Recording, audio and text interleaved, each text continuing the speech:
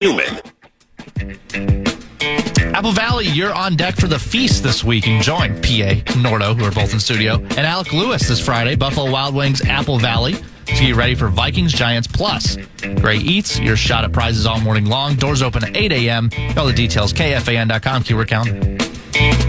Indeed, a feast on Friday, Buffalo Wild Wings, Apple Valley. They got Nordo in the promotion there. That's what made me happy. Yeah. And during the Vikings game last night, we have a read, like between plays and stuff like that. One of them promoted the feast, and it had Eric Nordquist, Alec Lewis, and Paul Allen at the Friday football feast, Buffalo Wild Wings, Apple Valley. So I don't know to whom you spoke with the purple and gold, but it worked because bad producers and all the promotion now is the best. Yeah.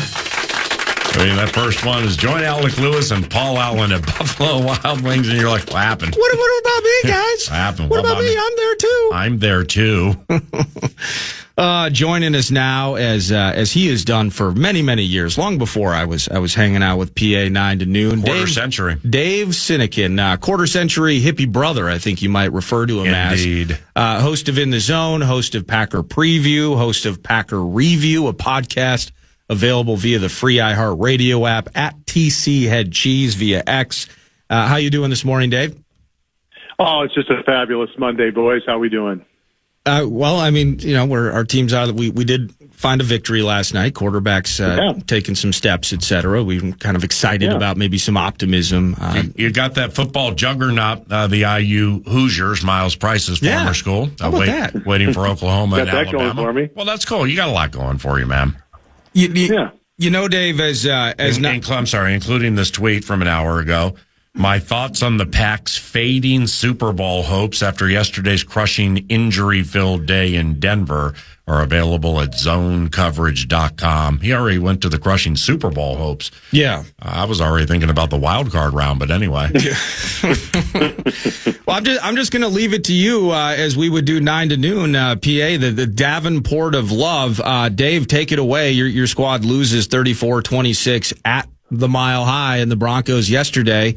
The news, of course, really headlining with Micah Parsons, but injury-filled day, kind of the theme that led to that loss and maybe that piece on zone coverage. Where's your head at? Yeah, man, it was such a tale of two halves, man. You go into halftime with a lead, 250 yards of offense in the first half against that defense. Love was 17 for 21 for 215 and a touchdown, and everything was looking good. I mean, getting the ball back to start the second half, feeling really good about this day in Denver. And then, as soon as the second half starts, LaFleur takes a deep shot with Watson to Surtain, which I don't blame him for. The look was right. Let's go and get the third quarter dagger, and everything changed. Surtain gets the pick.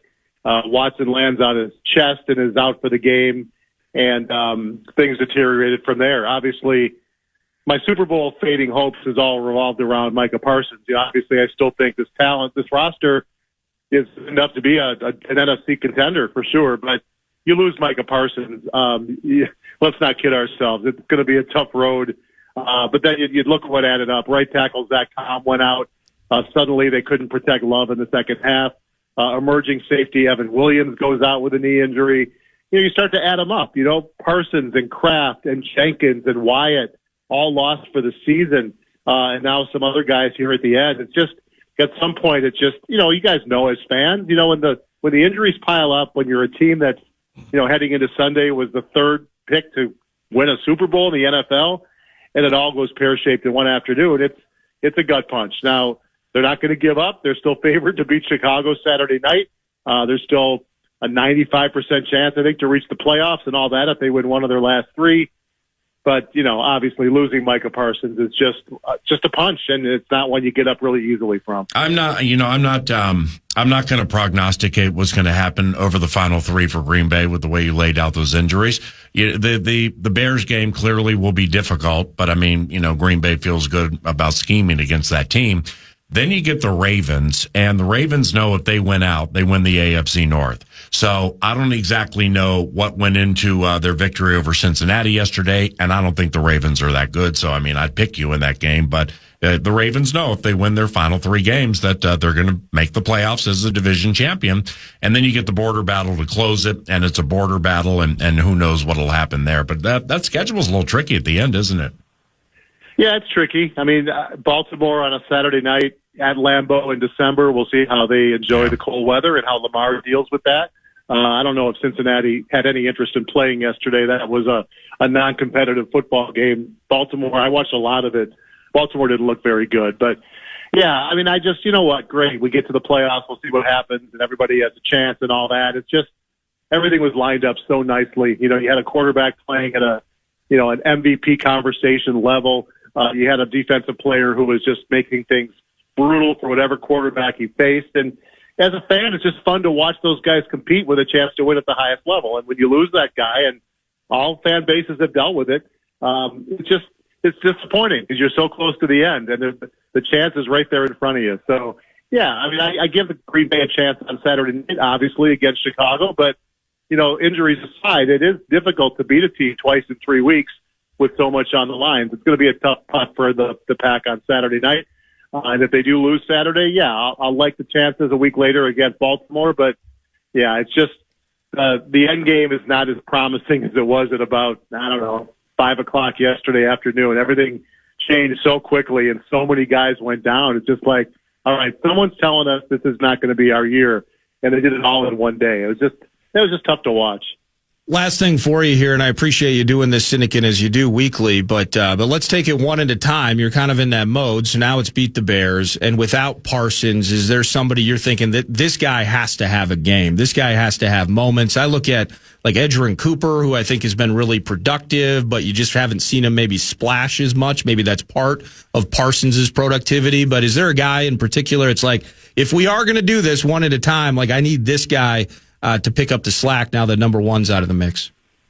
Yeah, I mean, I hate to say it. I kind of think the offense has to lead this team. I don't know if they're going to do a great job of stopping too many teams right now because the cornerback group is suspect, and they get covered up a bit by a really ferocious pass rush. And when the pass rush isn't there, like it wasn't in the last quarter of the game yesterday, Bo Nix just carved Green Bay up, without a real premier set of pass catchers to play with. So, yeah, I mean, they got some young guys. Lucas Van Ness finally came back from injury. This was a chance for him this year to take a big step, a former first-round pick.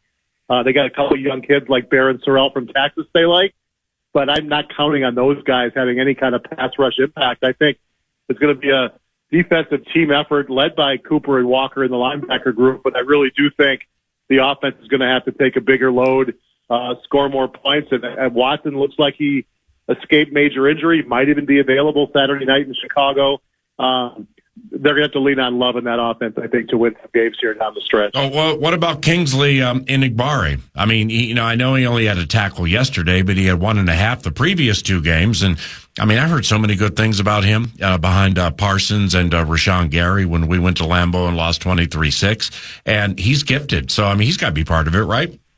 Yeah, no, that's a good point. He has his moments, but he'll commit, as he did yesterday, a couple of just head-scratching penalties that you just go, what are you thinking? He's a pending free agent, so he's got a lot to prove and an opportunity to get paid by somebody if it's not Green Bay. So, yeah, he has flashed. I should have mentioned him. He's got a chance now to get more snaps and do something. And, Rashawn Gary doesn't have a sack or a tackle for loss in the last 7 weeks.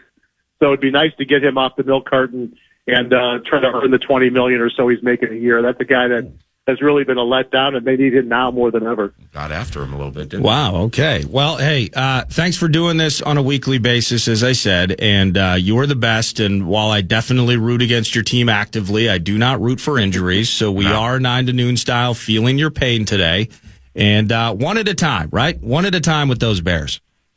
Yeah, appreciate it, boys. Thanks. Let's congrats on your win. We'll see you in a few weeks. Gotcha, brother. All right, cheers, brother. That's Dave Sinykin. Whether it's zone coverage, it's at TC Head Cheese. Let me ask you a question. Yeah. Are drive-bys around the corner? Drive-bys are around the corner.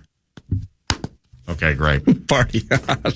Weekly border battle, 9 to noon. If you missed him during the first hour, PA put together an awesome just a collage of drive-by chats in the locker room after last night's win in Dallas. You're going to hear that next. And then final segment, just kind of preview a sweet Tuesday at TCO and maybe some final thoughts on a Monday after a Vikings W. It's 9 to noon on the Fan.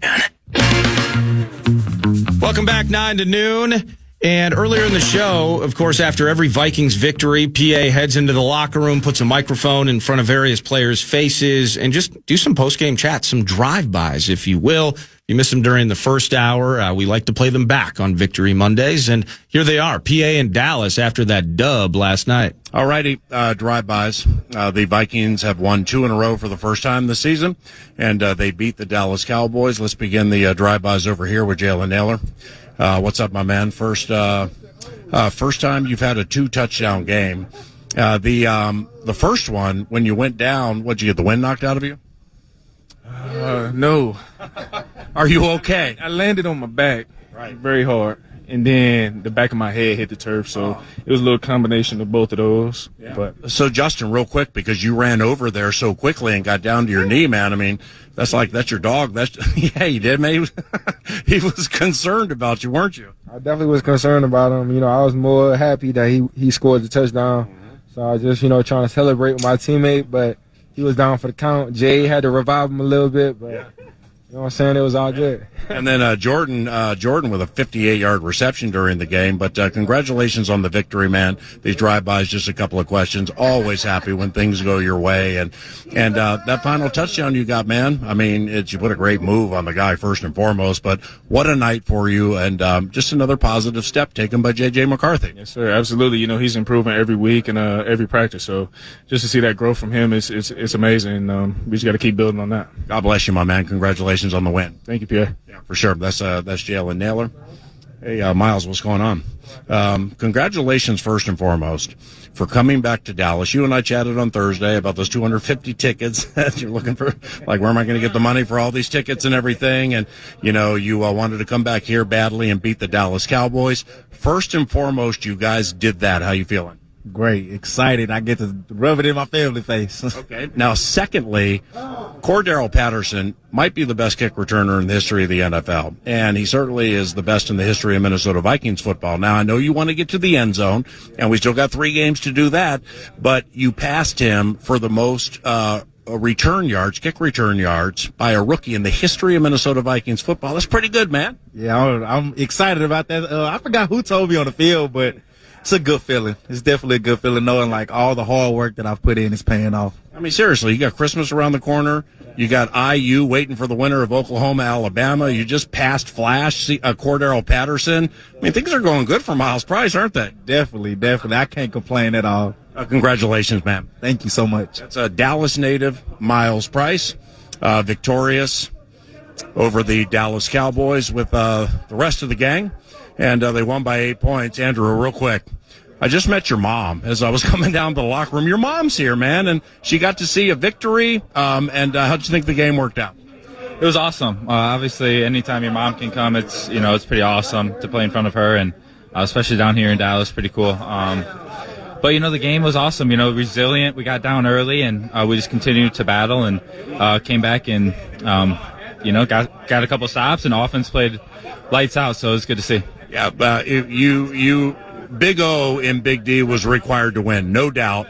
But what you guys did to them on third down, man, obviously without sharing company secrets, they finished 2 of 12, man. I mean, that was a major point in the game. Yeah, when you, third down's money down. So when you can get off the field, force them into fourth downs, and continue to battle and get off the field and get the ball back to the offense, and especially when they're playing so well, it's complementary football, and it was a total team effort, and it was good to see. I appreciate you, Andrew. Thank you. Thank you. Vikings beat the Dallas Cowboys. We continue with these drive-bys from a very joyous Minnesota Vikings locker room following the 8-point win. Sir Poe, Andrew DePaula, all-pro long snapper, in his 150th game. So, per usual, you did a great job. How about Ryan's punts early in? I mean, it's the best season of his career, and those punts that he had tonight were phenomenal. Phenomenal is a great word. Yeah, that's exactly what I thought of. Just seeing the work Ryan's put in since March till now. don't want to say I expected this from him, but I saw it coming, and I'm just super proud of him. And I'm happy to share in his success. And this is no slight to Brandon Aubrey, okay? I mean, he's made 6 in his career from 60 and beyond, an NFL record. But, I mean, like I said at the end of the call, when Will took it from 8 to 11, where there's a will, there's a win. And your guy hasn't missed an extra point in his career, and he has just been lights out this year, man. What do you think makes Will so good? I think Will is the same person no matter the situation. He keeps his cool about himself. He doesn't get too high. He doesn't get too low.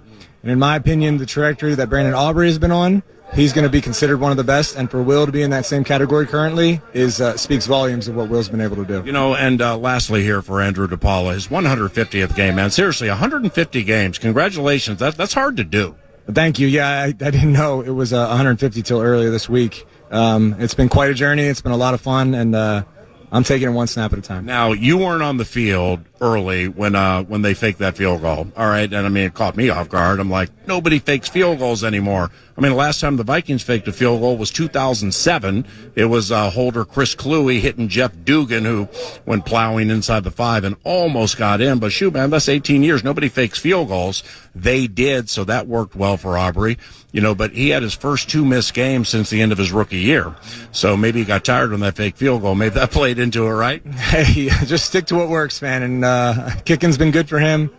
You know, just keep kicking field goals. Lastly, Miles Price, he with his kick return yardage tonight, he passed Cordero Patterson for the most in the history of the team by a rookie. I mean, Cordero might be the best kick returner in the history of the NFL. So whether it's Miles Price or Ty Felton, who everybody knows wants to play receiver, but he's a team guy, and he's doing a good job gunning, isn't he? He's doing an amazing job. Ty has just shown up. He's done what they've coached him to do. He's done what they've told him to do. He's done it at a high level. Sky's the limit for that young man. He's been a pleasure to watch, and I can't wait to continue to work with him. My man, congratulations on the victory. Congratulations on the 150, and that's fantastic. Thank you. Thank you very much. Andrew DePaula, all-pro long snapper for the Minnesota Vikings, part of a victory by 8 points over the Dallas Cowboys. Hitman, just real quick, and I heard Nacho Libre at the end of that cool interview talking about what happened on the interception. You'll see it on the film, but you're an elite football mind. You know exactly what happened. Flanoy had to end up playing DB on that thing. By him. It was a good play by him. Right, I know, but we were so close to a sack tonight, too, man. We're sitting on this, like you and Rondé Barber. When you get this sack before the end of the year, one of 2 players in the history of the NFL with 38 picks and 21 and a half sacks, and I thought you had it tonight. Yeah, I mean, just, you always want to make a better play. We did enough to win, but, there's definitely individual things I'm always after.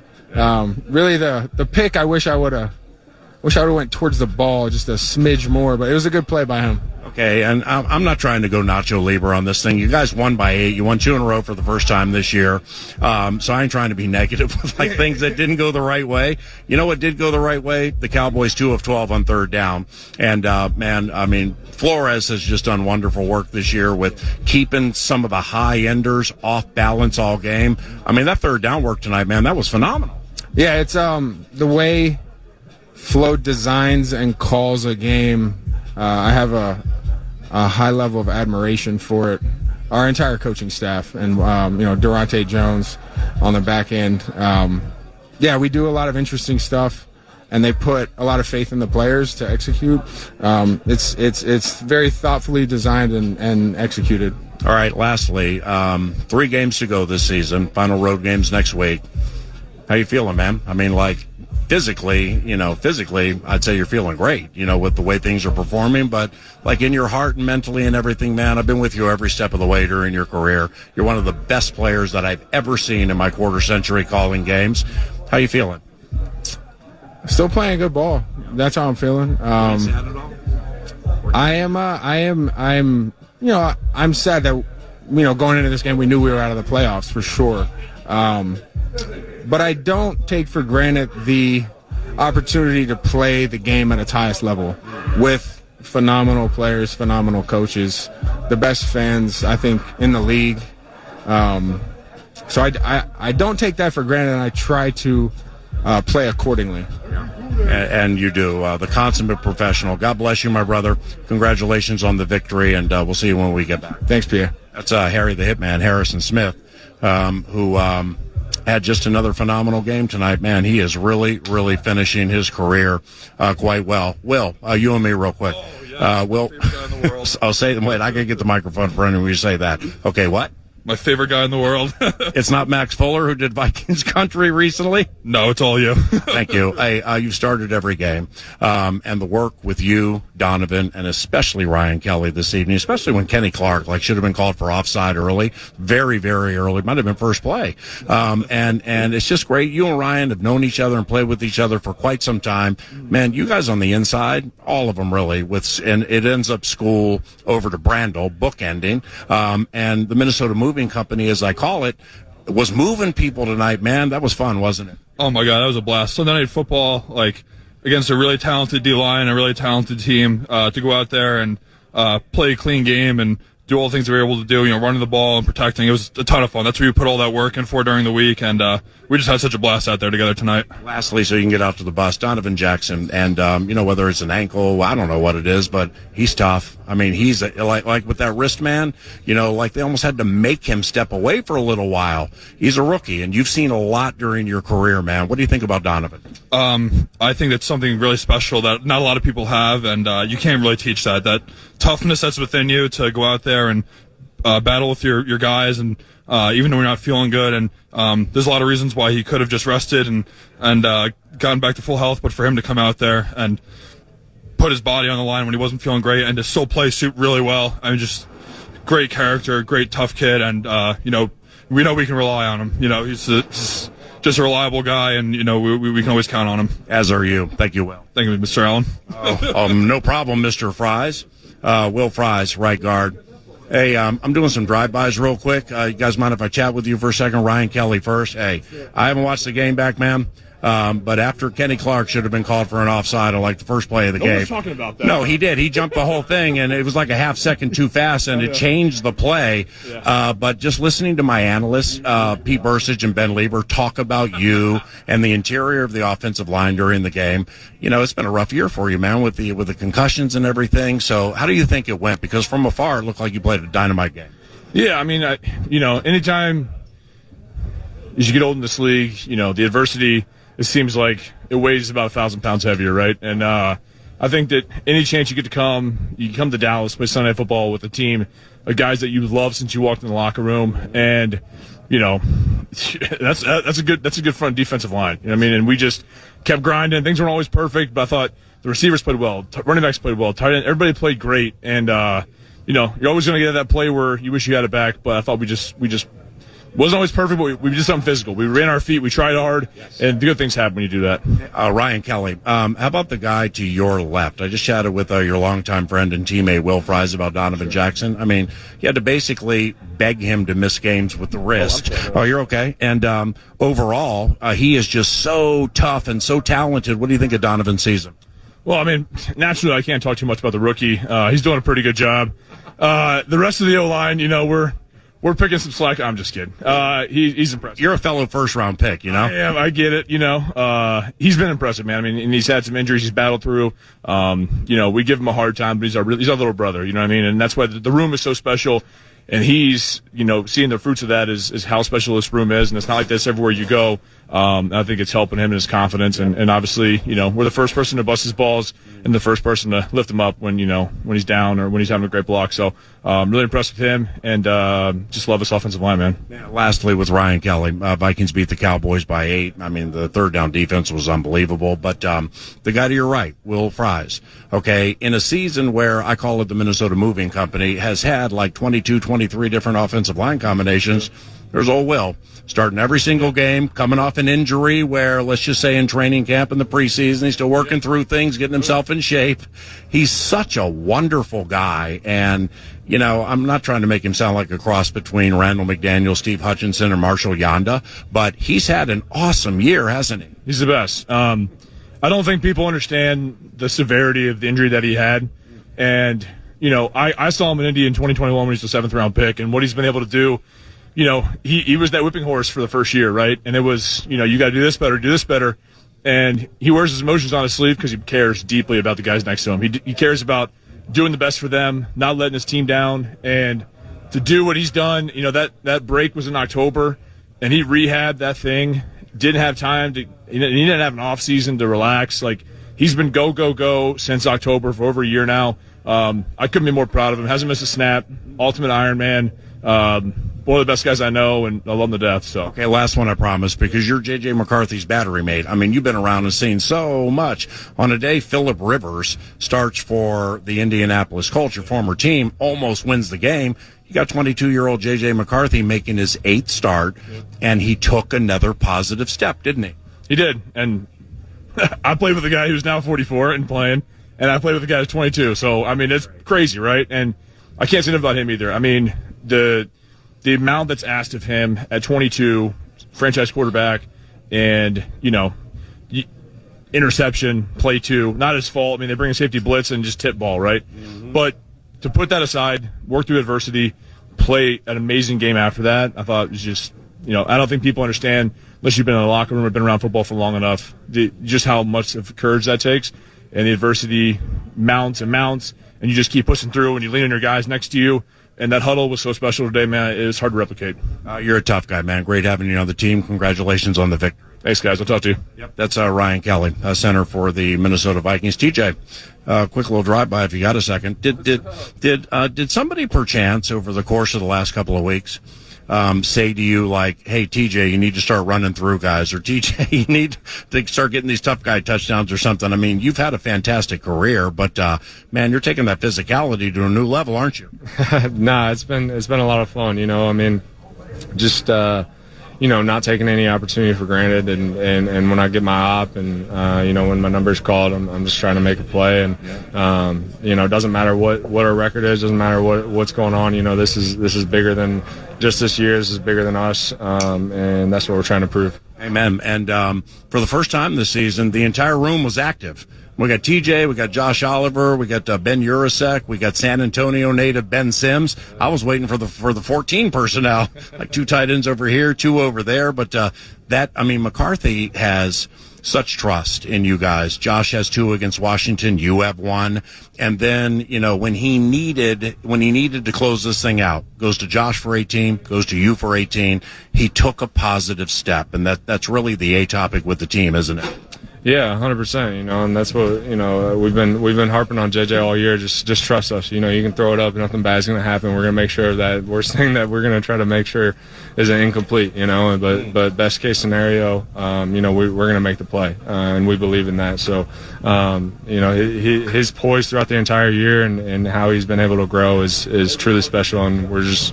Like I said, this is bigger than us and bigger than the season. We're going to continue to move forward and, build this culture the right way.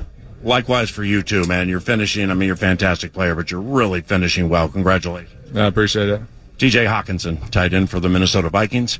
Let's try to finish the drive-bys with a Texas native. All right, I don't want to slow you up too much. I mean, it's El Paso. I mean, seriously, I don't know how much tickets cost you this game or anything, but every time you touched the ball, it was loud, Aaron Jones. But you're 5-0 against the Dallas Cowboys. Finally got a win for the Vikings, 4 with the Packers. That was fun, wasn't it? It was a lot of fun. Coming out, stacking it, putting it together back-to-back weeks. It was really fun, and good for us to see in this locker room as well. No doubt. And lastly here, you and Jordan Mason, you guys have done some damage this year. I think Jordan has like 6 touchdowns. Meanwhile, we're inside the 5. You're C.J. Ham. I mean, they got sneaky with that fake field goal. You got sneakier with C.J. Ham. Yeah. How you doing? Good to see you. It opened right up. CJ and I think it was Speedy kind of took the motion that way, and those guys flew right there with them and opened it right up for CJ. And I think he's 5 for 5 when running that play in the red zone too. So it was good to see our guy get in, and he's deserving of every touchdown he gets. Amen. You're fantastic. Congratulations. Yes, sir. It's good to see you. You too, Aaron. That's Aaron Jones, El Paso, Texas native, went to UTEP. And never's lost to the Dallas Cowboys, which for somebody from Texas has to feel really good. The Vikings beat the Dallas Cowboys, and they've won 2 in a row. 2-0, dubs, and when there are W's in the mix, there are drive-bys to follow. That is PA last night wow, how about that? Tons of conversations and tons of excitement and optimism as part of that 34-26 win last night in Dallas. We're going to pause, come back, final segment right around the corner. When we do, maybe some final thoughts and preview TCO, where we'll get to chat with KO as part of the weekly X's and O's chats we get the pleasure of doing at the Vikings facility each and every Tuesday morning. That's next right here on The Fan.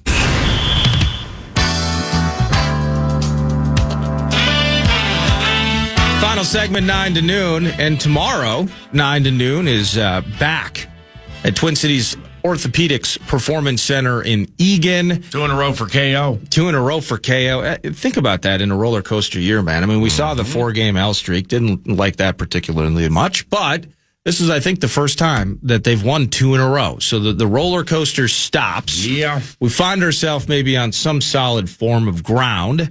And the ability to go, well, let's just go beat up on the Giants and make it 3 straight. Yeah, well, I think winning 8 games from a posterior standpoint or a posture standpoint, I think it's important. It's not all encompassing. But the reason I say winning at least 2 more is you want to have more wins than the Dobbs year. Okay? You just do. Yes. And there's really no context that's required. You won 7 in the Dobbs year with Jaron Hall and Mullins and Cousins at Lambeau and the whole thing. But that'd give the kid a winning record, by the way. Yeah, and you'd be 6-5, and you're going to get hopefully 11 starts from your first round pick. So you're going to have your preferred quarterback for 11 of the 17 during the maturation process. But just get 2 victories minimum the rest of the way. Just get more wins than the Dobbs year. That's good for business. Yeah, it is. It is good for business. And just putting a wrap on this and then starting at this stage of the season, do you think the coach is enjoying these victories the way that I would as a fan versus in some ways we're in pure evaluation mode, like knowing that Justin School played one of his better games. You're picking something off of the defensive front. At this stage, knowing that the playoffs aren't in the mind, I know how fans take it. I know how I take it and the disappointment associated with it. I just wonder how the head coach takes it as we continue to get to see him every Tuesday in a sad non-playoff year, finding those little moments of those morsels of goodness, maybe. Well, we could answer that tomorrow at 11 o'clock with Kevin O'Connell. I'm not going to do it this way. But if you were to look at his countenance, look at the expression on his face, if I were to go like, Darisaw missed one, look at that. And then, wow, Eric Wilson with all these plays he plays in the special teams play, then look at that one. Yeah. And then you're like, pure progression, simplification, streamlining your thoughts. And then look at his face there. And then like, wow, Donovan Jackson wanted to play through a broken wrist and this current injury, look at his face there. I think he's really appreciating things that he hasn't necessarily, maybe he's underappreciated before, like with Eric Wilson. And I mean, when I didn't do a drive-by with Eric, but walked up and chatted with him, I'm just telling you right now, my man's tired. Yeah. I mean, he was exhausted after the game. He's fantastic. And Jackson with those injuries, Ryan Kelly playing through the concussions and really, really starting to help with the moving company because stuff is starting to consistently work with the offensive line. And Kelly's just really, really good at what he does. And when you get him up to speed, it's starting to show. Now, one thing I'm going to get into tomorrow with Kevin O'Connell, with McCarthy, is I really, really like how he gets small in tight quarters and how he's getting out of these things. That's a gift, and that's part of the maturation. I dig that. Good to see you. Welcome back, by the way. Bud. Quinn Hughes, welcome to the Covenant. Welcome to the state of hockey, my brother. 3 for 3 yesterday. We dig that with the local squads. We dig you for listening to The Fan. And again, tomorrow, TCO with KO. Ben Gessling, I believe the analyst Pete Bursich in the mix. It's going to be a fun one in Eagan tomorrow. Thanks for hanging out with us. Thanks for listening to 9 to noon when you choose to do so. Have a terrific afternoon. The program is next. Podcast today's Paul Allen Show or listen back to previous show and interviews by going to the iHeartRadio app or KFAN.com.